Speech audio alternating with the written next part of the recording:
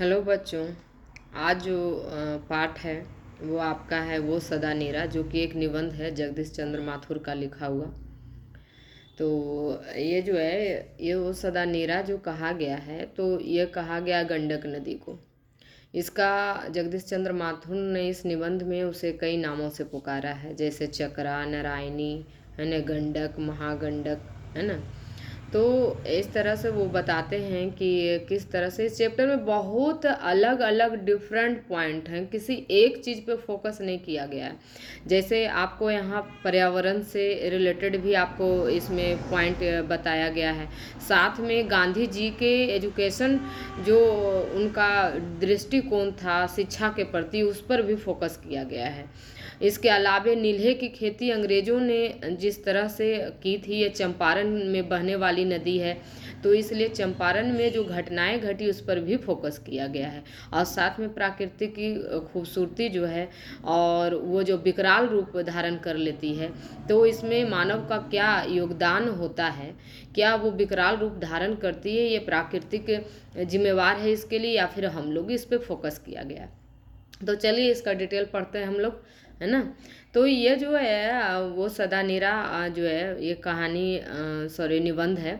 तो इसे जगदीश चंद्र माथुर ने बताया है कि हमारे जो समाज में ऐसे धर्मांध लोग हैं, धर्मांध मतलब धर्म के नाम पर अंधे, जो मुख्य रूप से धर्म का अर्थ समझते नहीं। जैसे कि हम लोग पूजा करते हैं तो क्या होता है, भगवान जी का, हमारा इष्ट देवता को हम मंदिर में, मस्जिद में, गुरुद्वारे में ढूंढने जाते हैं और तरह तरह के फल फूल बेलपत्र आदि से हम चाहते हैं कि सुशोभित कर दे, जबकि असली सुंदरता जो है और पवित्रता हम हमारे मन में, आत्मा में होनी चाहिए, पर उसे तो हम पवित्र करते नहीं। और फूल माला और बेलपत्र और तरह तरह के पूजे सामग्री से हम उन्हें सुशोभित करने चले जाते हैं, और पूजा करने के बाद वही हमारा जो उन्हें हम खुश करने में इष्ट देवता को लगाए थे, वो कचड़ा बन जाता है, और उसे लास्ट में कहाँ फेंका जाता है, तो नदी में। नदी में फेंकते समय लोग यह नहीं सोचते, किसी भी तरह पूजा अर्चना अपना करते हैं और चले आते हैं।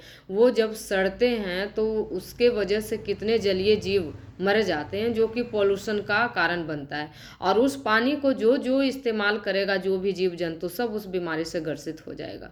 तो इस चीज़ पे भी फोकस किया गया, धर्म आंध कहा गया है ऐसे लोगों को। और साथ में ऐसे लोगों को है जो वसुंधरा भोगी नाम से पुकारा गया है इस चैप्टर में।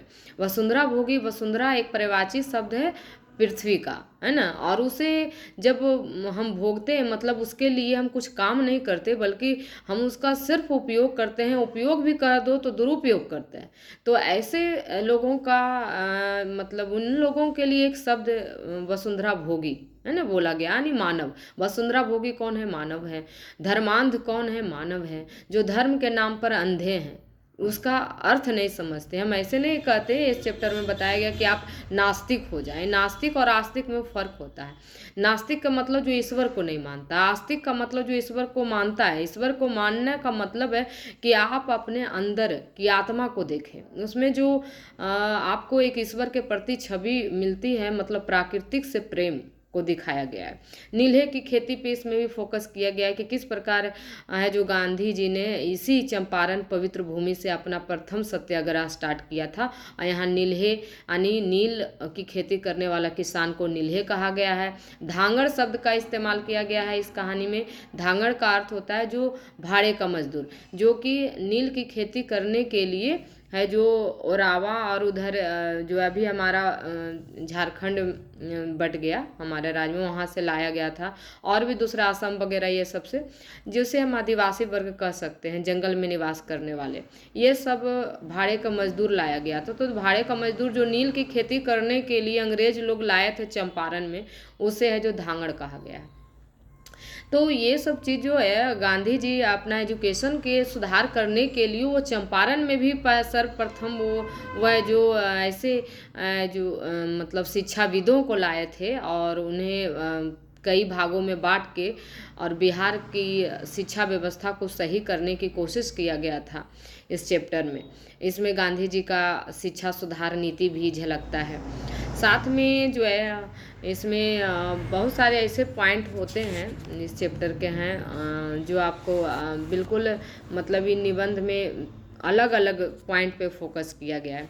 जैसे इसमें बताया गया है आपको कि गंगा पार जो पुल बना था, आपको ये पता है एशिया का सबसे बड़ा है ना जो सेतु पुल है वो हमारा गांधी सेतु पुल है ना, वो पूरा एशिया का सबसे बड़ा है पुल है हमारा नदी पुल, और उसे अंग्रेज़ों ने बनाया था है ना अपने स्वार्थ के लिए। तो इस पर भी इसमें ज़्यादा नहीं लंबा, बस इसी चीज़ को दर्शाया गया है। और इसके साथ ही है जो थारू कला को यहाँ बहुत ही अच्छे से दिखाया गया है। थारू कला क्या है? थारू कला है आज के डेट में चित्रण ऐसा सुंदर नहीं मिलता है।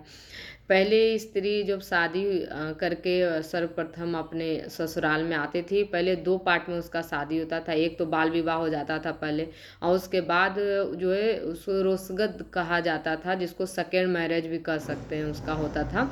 जब लड़की बालिग हो जाती थी तब आती थी, और साथ में घर के जितने फैमिली मेम्बर होते थे, जितने कमरे होते थे, उसके हिसाब से उसको सजाने के लिए तरह तरह के सामग्री लेके आती थी। पंखा में कला है तो बैठने के लिए जो आसन होता था वो बना के लाती थी।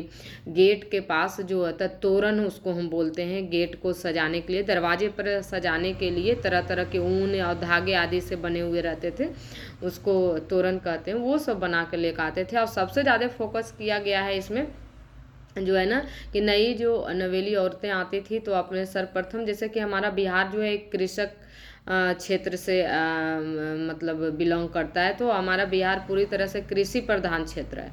तो उसमें जो लड़कियां जिस घर से आती है वो घर भी एक किसान का घर होता है, जहाँ जाती है वो भी किसान का घर होता है। तो वो बहुत ही अच्छे से उसकी सारे वातावरण और उसकी स्थिति, उसकी ज़रूरतों को समझती है। तो ऐसे स्थिति में वह जो है आती है, तो सर्वप्रथम जब उसका पति खेतों में काम करने जाता है तो जो फर्स्ट बार वो खाना बनाती है घर की रसोई में, और स्पेशली वो अपने पति के लिए कलऊ लेके जाती है, जो दोपहर का भोजन होता है वो करने के लिए जाती है। तो उसके साथ उसकी जो भी ननद वगैरह और सब फैमिली मेम्बर उसके साथ जाते हैं। तो वो जो है खुद भी सजी होती है और साथ में सर पे है ना वो रखती है, और उस पर खाना रखती है। जो खाना को रखने वाला होता है ना वो उसे बुन कर इतने अच्छे से कौड़ी और तरह तरह के मोतियों से सजाती है कि वो जब चलती है तो उससे आवाज़ निकलता है छन छन, और अगल बगल के खेतों में काम करने वाले सभी खड़े हो जाते हैं कि एक झलक देखने के लिए, है ना। वो भी क्या सिचुएशन होता है कि जो कि आज के डेट में जयमाला के समय भी देखने को नहीं मिलती उतनी खूबसूरती।